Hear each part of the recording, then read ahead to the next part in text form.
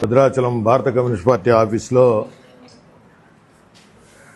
రేపు భద్రాచలం నుంచి ప్రారంభమవుతున్నటువంటి ఏఐటీసీ అంగన్వాడీ ఆశా వర్కర్లు, అంగన్వాడీలు, హెల్పర్ల యొక్క జీతాల పెంపుదల, అట్లాగే వారికి ఇచ్చినటువంటి ప్రభుత్వం ఇచ్చినటువంటి హామీల మేరకు ఇవాళ అవన్నీ అమలు చేయాలనే ఉద్దేశంతో ఈ ప్రభుత్వానికి అంగన్వాడీ టీచర్లు, హెల్పర్ల నిరసన కార్యక్రమం రేపు భద్రాచలం అంబేద్కర్ సెంటర్ నుంచి ఉదయం 10 గంటలకి ప్రారంభం కాబోతూ ఉంది.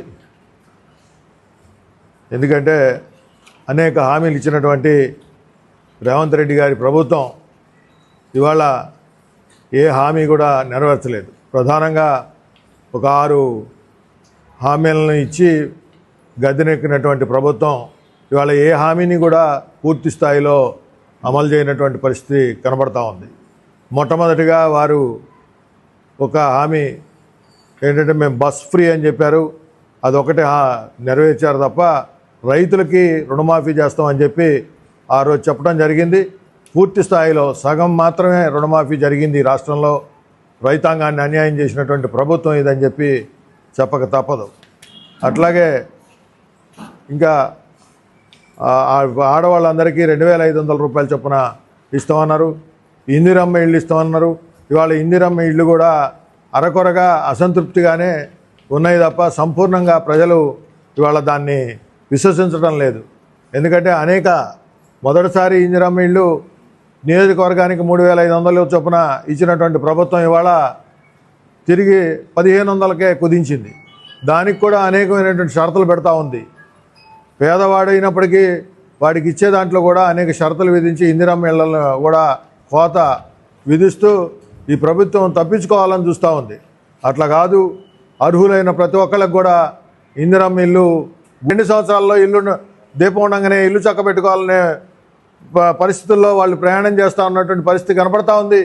కాబట్టి దీని మీద భారత కమ్యూనిస్ట్ పార్టీగా మేము ఇవాళ అంగన్వాడీ టీచర్స్, హెల్పర్స్ అందరికీ వాళ్ళు చేసేటటువంటి న్యాయమైనటువంటి వాళ్ళ కోరికలను తీర్చేదానికోసం వాళ్ళకి భారత కమ్యూనిస్ట్ పార్టీగా వాళ్ళ యొక్క నిరసనకి కమ్యూనిస్ట్ పార్టీ భద్రాచలం నియోజకవర్గ సిపిఐ సమితి సంపూర్ణ స్థాయిలో వారికి మద్దతునిస్తూ వారు కోరేటువంటి న్యాయమైన డిమాండ్లని ప్రభుత్వం పరిష్కరించే వైపుగా, ప్రభుత్వం కళ్ళు తెరిపించే వైపుగా భారత కమ్యూనిస్ట్ పార్టీ ఈ డివిజన్లోనే కాదు, ఈ జిల్లాలోనే కాదు, ఈ రాష్ట్రంలో రాబోయే కాలంలో ప్రజా సమస్యలను పరిష్కరించడంలో విఫలమైతే విఫలమైనటువంటి ప్రభుత్వం మీద యుద్ధానికి సిద్ధం అని చెప్పి ఈ రోజు నుంచే ఇదే నాందిగా మేము పరిగణిస్తా ఉన్నాం అని చెప్పి భద్రాచలం డివిజన్లో సిపిఐ పార్టీ న్యాయమైనటువంటి సమస్యల పరిష్కారం కోసం, ప్రజల యొక్క అవసరాలు తీర్చేదాని కోసం ముందు భాగంలో ఉండి రేపు జరగబోయేటటువంటి పాదయాత్రని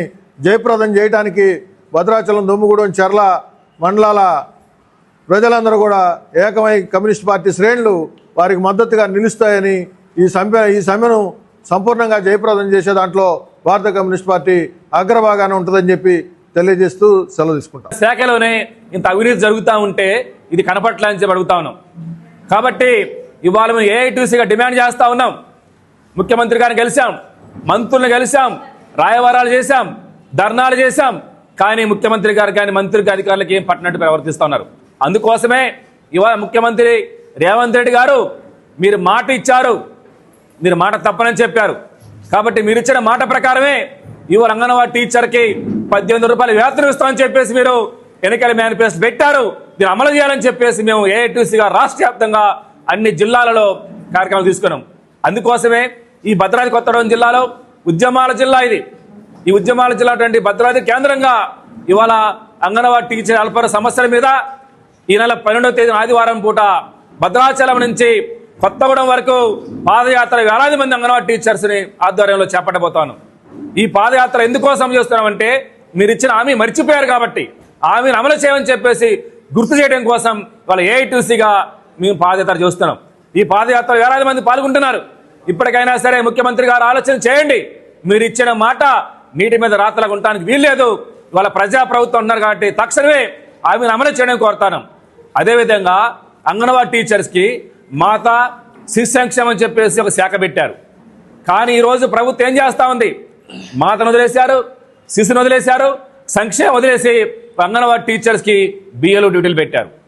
అంటే బూత్ లెవెల్ ఆఫీసర్గా అంగన్వాడీ కేంద్రాలు మొత్తం మూత వేసుకొని సెంటర్లు మొత్తం పక్కా పెట్టేసి పిల్లలకి అన్నం వడ్డించే పని లేకుండా, వాళ్ళకి విద్య నేర్పే పని లేకుండా అంగన్వాడీ కేంద్రాలు మూత పెట్టేసి ఇలా బిఏలో డ్యూటీ పేరుతో పని చెబుతున్నారు. దానివల్ల ఇలా రాష్ట్ర వ్యాప్తంగా దేశవ్యాప్తంగా అంగన్వాడీ కేంద్రాలు మూతపడిపోయినాయి.